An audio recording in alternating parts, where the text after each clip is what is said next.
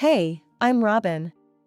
Life as a financial analyst isn't exactly a cakewalk, more like a marathon of meetings, endless analyses, and always being glued to my phone and laptop. Cooking? Never been my thing, so thank heavens for the little bakery just down the street from my office. Mrs. Thompson, the saleswoman, must be pushing 60, but she's got energy that could light up the city. We hit it off from day one. She's the kind of lady who knows everyone by name and treats her customers like family. I guess you could say she became a sort of friend. One particularly chaotic Wednesday, I dashed into the bakery, desperate for a decent meal after back-to-back meetings had me missing lunch. The bell chimed as I pushed through the door, and there she was behind the counter, flashing her familiar warm smile. "Hey, Robin. The usual?" Mrs. Thompson called out as I approached, her voice cutting through the hum of other customers. "Yeah, that'd be great, Mrs. T," I replied, trying to return her smile but feeling the weight of the day pulling it down. "What's new with you?" "Oh, just the usual. But hey, speaking of new." She leaned closer, dropping her voice to a conspiratorial whisper. "My son Tom's back in town. Handsome, just like his father was, God rest his soul, and single too. You should meet him, Robin. Just dinner. What do you say?" I hesitated, the idea of dating hadn't crossed my mind in ages, but Mrs. Thompson wasn't the type to give up easily. "All right, okay. Dinner. Why not?" "Great. He's here on Saturday. I'll tell him to meet you here at the bakery, say around 7? Her grin was infectious. Paying for my meal, I couldn't help but smile genuinely this time. Mrs. Thompson had a way of making you feel like everything was going to be okay. That Saturday, feeling a mix of curiosity and trepidation, I walked into the bakery. The smell of freshly baked bread calmed my nerves a bit. Tom was already there, sitting at a corner table. He stood as I approached, his smile easy and welcoming. "Robin, right? I'm Tom. Mom has told me so much about you," he greeted, his voice warm. We talked over dinner, and it was surprisingly easy. Tom was funny in a dry kind of way and listened more than he spoke, which was refreshing. By the time the evening ended, I found myself agreeing to see him again. No expectations, no pressure, just open to possibilities. Life after Tom and I started dating was like stepping into a calm after a relentless storm. It's funny how fast things moved, from casual dinners at that bakery to him throwing around words like forever and together. His mom, Mrs. Thompson, took to calling me her daughter right off the bat, which was endearing at first. A year zipped by, and next thing I knew, I was walking down the aisle with Tom, saying "I do" in a modest city hall ceremony. We settled into my tiny one-bedroom apartment right after the wedding. Cramped? Sure, but it was ours. Tom didn't mind the size, he said it felt cozy, like a love nest just for the two of us. His positivity was one of the things that made me fall for him. But life had a twist waiting just around the corner. My grandmother, the rock of my life, passed away unexpectedly. The grief was sudden and sharp, but in her will, she left me her house, a sprawling place that seemed too big for just Tom and me. At the funeral, Mrs. Thompson, eyes wide as she took in the grand old house, leaned over and whispered, "You lucky girl, inheriting such a mansion." A month after we moved into the grand house, I was still figuring out which light switches worked which lights when the doorbell rang one sunny Saturday morning. There stood Mrs. Thompson, her face set in determination, suitcases flanking her feet like loyal pets. "Robin, I've made a decision. I'm moving in. Gave up my apartment lease and everything," she announced without waiting for an invitation. I blinked, taken aback. What? Just like that?" She pushed past me into the foyer, her suitcases trailing. "Yes, just like that. This house is big enough for family, and where else would I be but with my son and you?" Tom, hearing the commotion, came down the stairs. "Mom? What's going on?" Mrs. Thompson smiled at Tom, all sweet and motherly. "Just think, Tom. I can help around, cook meals, be part of your everyday lives." Tom looked from her to me, clearly in a bind. Robin, it could be good. Mom's great around the house, and you know how busy we are. She could help out. I knew arguing in the moment was pointless. They were family, after all. All right, but we set some ground rules. This is our home, Mrs. Thompson. Your home too, now, but ours first. Of course, dear. You won't even notice I'm here, she chirped, already directing where to put her suitcases. The first few days were an adjustment. Mrs. Thompson took over the kitchen like a general leading her troops. Breakfasts were hearty, dinners were three-course meals, and the scent of baking became a constant. It wasn't all bad, though. Coming home to a cooked meal after a day of number crunching was a relief, I had to admit. Mrs. Thompson's takeover of our home wasn't gradual, it hit like a storm. A month into her living with us, she dropped another bomb. One morning, while I was still rubbing sleep from my eyes, she cornered me at the coffee machine with a bright, unsettling grin. "Robin, I've got news. I quit the bakery," she chirped, as if she'd just won the lottery. I nearly spit out my coffee. "You what? Why?" "Sweetie, I'm going all in on my own business. I'll be baking right here, taking custom orders for cakes and pastries." Isn't that great? This kitchen is a dream. Before I knew it, my once tranquil haven transformed into a bustling bakery shop. The kitchen counters, where I used to sip my morning coffee in peace, were now perpetually dusted with flour and cluttered with baking tools.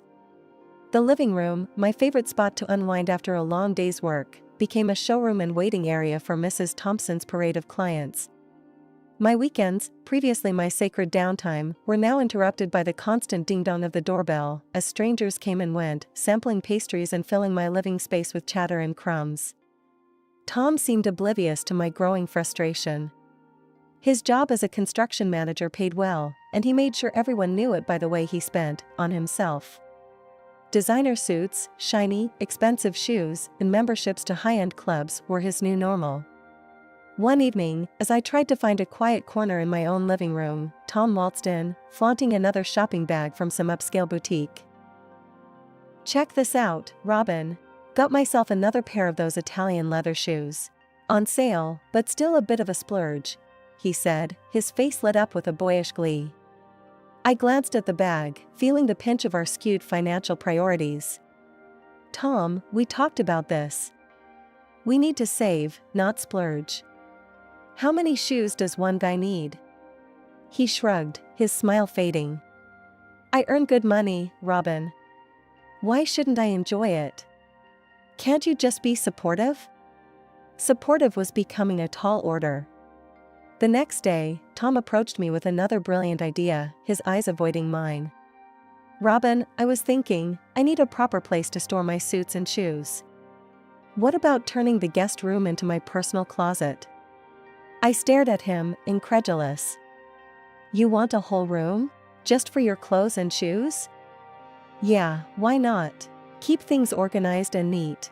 It'll be fine," he reasoned, as if the matter was already decided. I shook my head, feeling the walls of my own house closing in on me. "It's not fine, Tom. None of this is fine. Your mom's business is taking over our house, and now you want to turn it into some sort of bachelor pad with fancy closets. Where do I fit into all this?" Tom paused, the joviality fading from his face as he realized the gravity of my frustration. I didn't think it was bothering you this much." "Clearly," I sighed, walking away to find some semblance of peace in what little space of the house still felt like mine. Saturday mornings in our house used to be about lazy starts, strong coffee, and maybe a stroll in the nearby park. That was until Mrs. Thompson decided our home was also the perfect venue for her bakery's open days. Now, it's more like a bakery showcase, complete with strangers milling about and every room filled with noise. One Saturday, I trudged downstairs, greeted by the scent of fresh pastry and a living room so crowded you'd think we were hosting a concert. Mrs. Thompson was in her element, flitting between guests with trays of treats, her laughter almost too loud over the chatter. "Robin, dear, come and meet everyone. They just love the croissants I baked this morning," she called out, not noticing my discomfort. I forced a smile, waving at the crowd. Hi, yeah, enjoy the food, I muttered, slipping through to the kitchen to escape. It was all too much. My home had turned into a public space, and I felt like a stranger in it.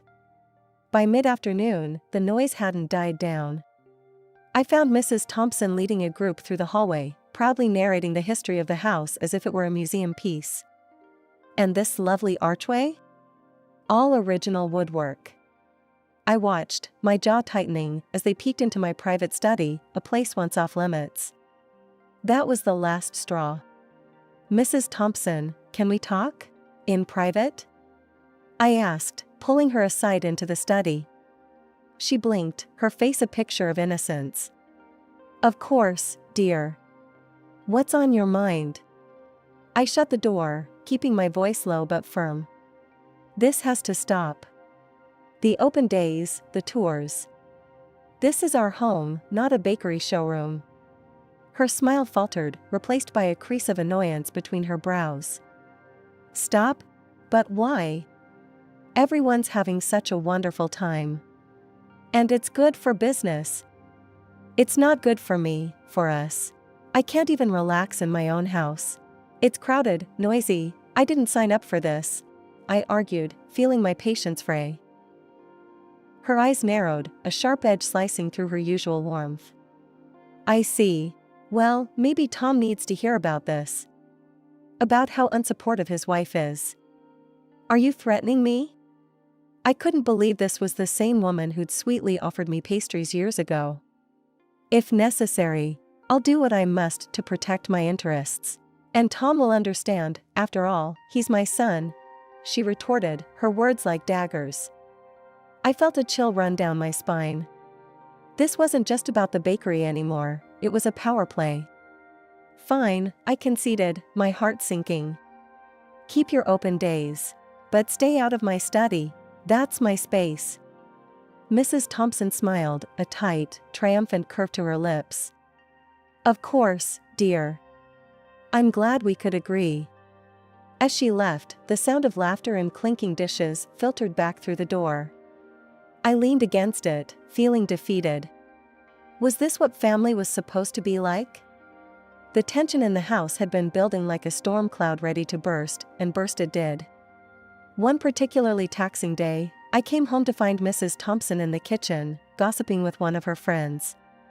I was barely in the door when I overheard her say, Robin practically lives off of us. I'm the one bringing in the real dough. Stunned and fuming, I stormed into the kitchen. Really, Mrs. Thompson? Because last I checked, I'm the one paying for everything around here. Her friend scurried out, leaving us to face off. Mrs. Thompson's face hardened. I keep this family fed and happy. That's more than I can say for you, dear. Her words stung, but I swallowed the hurt. Cooking doesn't pay the utilities, Mrs. Thompson. I do.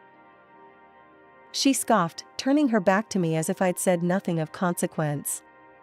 Things came to a head during a family dinner some days later. The air was thick with tension, each clink of cutlery sounding like a tiny alarm bell. Mrs. Thompson had cooked, sure, but the meal was overshadowed by her simmering discontent. As we were eating, she slammed her fork down and looked straight at me. I need money to expand my business. It's time to open a proper bakery, and I want your financial support. I paused, my fork halfway to my mouth. Your business? Mrs. Thompson, we've been over this. I can't fund your bakery. Her face turned a shade of red I'd only seen on overripe tomatoes. Ungrateful. After all I do here, feeding you, keeping this house afloat? Keeping the house afloat? I echoed, incredulous. I've supported this household on my own. Maybe you should consider a loan if you need funding. That set her off.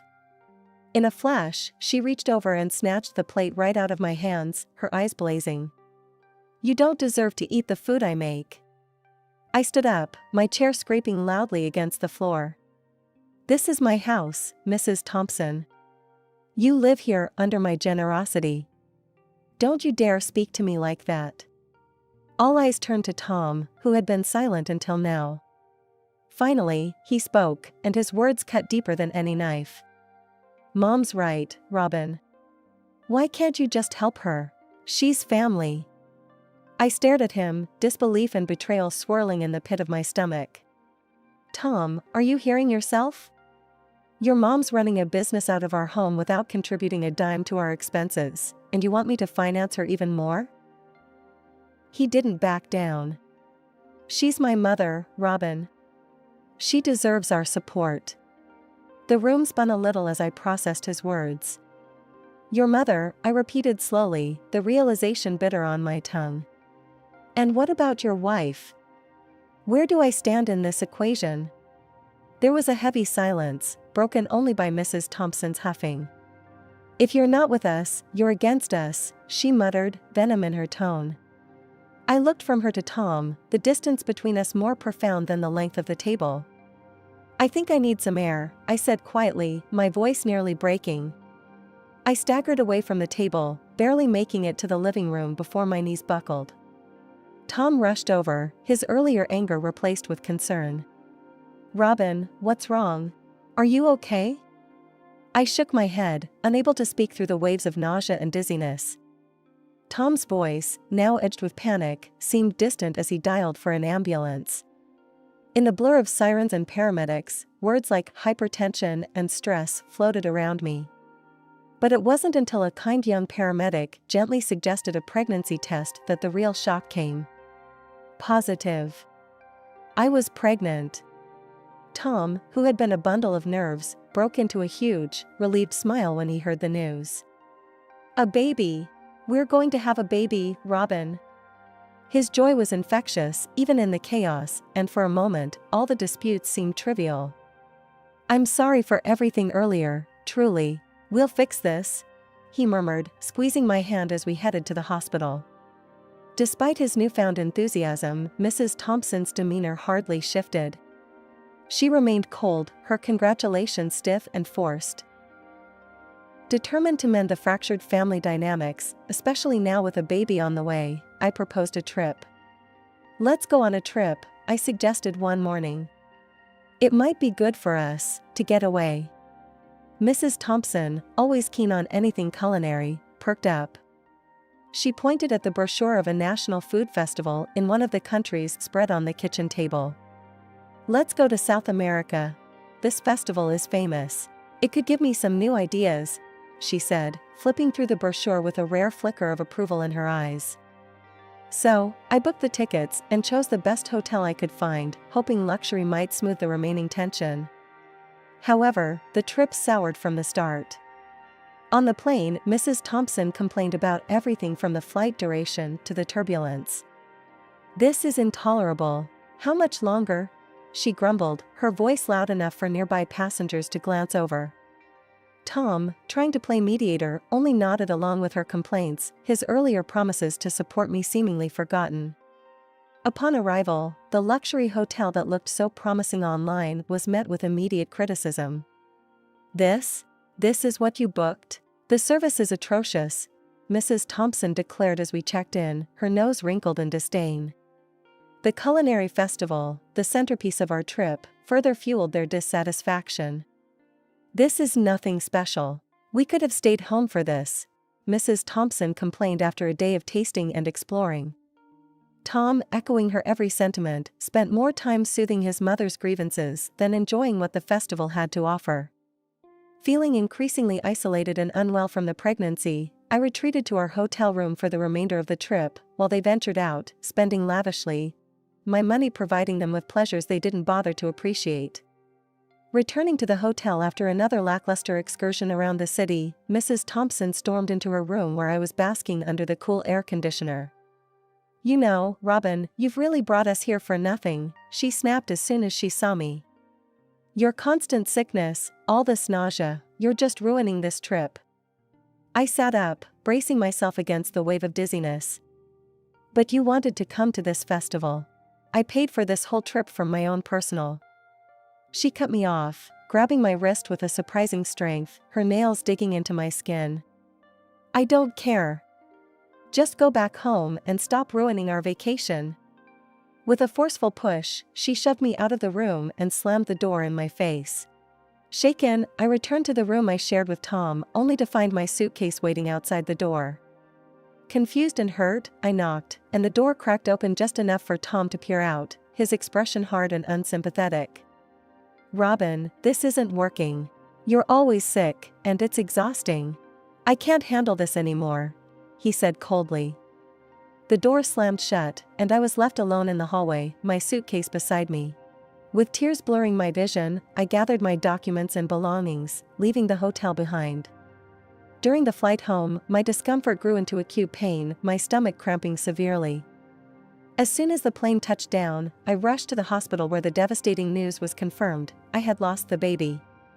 Recovering in the hospital, my phone was a constant buzz with missed calls from Mrs. Thompson. With a heavy heart, I called her back, not ready for another confrontation, but knowing I couldn't ignore her forever. "Robin, where have you been? Listen, we've been robbed at the hotel. They took everything, our money, our passports.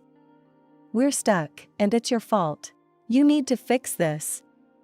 Her voice was frantic, accusing. "I'm in the hospital," I said slowly, the weight of my own words sinking in. "I had a miscarriage." There was a pause on the other end, and then, "That doesn't matter right now. They've put us in jail after a misunderstanding at the hotel. You need to get us out of this mess." Her words struck me like a physical blow. I couldn't believe what I was hearing. Before I could respond, Tom took the phone from his mother. "Look, Robin, just do what you need to do to get us back. What happened to you? It's not as important as you think." His words chilled me to the core. "Not important? Tom, we lost our child." "Yeah, well, we need you to focus and help us now," he insisted, his voice devoid of any warmth. That was the moment everything became crystal clear. The lack of empathy, the selfishness, it was all laid bare. "I'm not going to help," I stated flatly. "You and your mother figure it out." Hanging up, I turned off my phone, the silence in my hospital room enveloping me. In that moment, something within me shifted, a deep, irreversible decision made. After being discharged from the hospital, I went straight home, the silence of the empty house both eerie and soothing. I drafted and signed the divorce papers, a symbolic severing of the ties that had bound me to a life of disappointment and betrayal. I then began the laborious process of gathering all the belongings of Tom and his mother. I piled their clothes, the luxurious suits, the baking paraphernalia, everything that reminded me of the past few tumultuous months, into boxes, and took them to a storage unit nearby. My next step was changing the locks on all the doors. 2 months slipped by, the routine of work providing a comforting rhythm to my days. Then, one dreary afternoon, I heard a key jangling unsuccessfully at the front door. Curious, I peered through the window and saw Tom and Mrs. Thompson on the doorstep. They looked worn and defeated, their clothes shabby and dirty. I opened the door, keeping the chain latched. Tom's face was a mixture of surprise and anger as he tried his key again. "It's not working, Robin. What's going on?" he demanded, his voice edgy. "The locks have been changed," I stated plainly, feeling an odd sense of detachment. Mrs. Thompson piped up, her voice harsh. "You can't just lock us out, Robin. This is Tom's home too." "Not anymore. Your belongings are in a storage unit down the street. Here's the number," I said, handing over a slip of paper through the narrow opening. Tom's eyes widened, a mix of shock and realization dawning on him. "What are you saying, Robin? You're kicking us out?" I held up the divorce papers. "I am saying it's over, Tom. Here are the divorce papers. You can have your lawyer look them over." He snatched the papers, scanning them quickly. "You can't do this to me. I'll claim half of the house. It's mine too. The house was left to me by my grandmother. You have no claim over it," I replied firmly, every word reinforcing my boundaries. With a final look of defiance, I closed the door. They found a place in a rented apartment, a far cry from the comforts they once knew. Mrs. Thompson returned to working as a saleswoman at a bakery, and Tom, having been fired due to his extended absence, took up a job as a taxi driver. As for me, I returned to my work with a new vigor. The loneliness of the big house felt less daunting each day, filled instead with possibilities and new beginnings.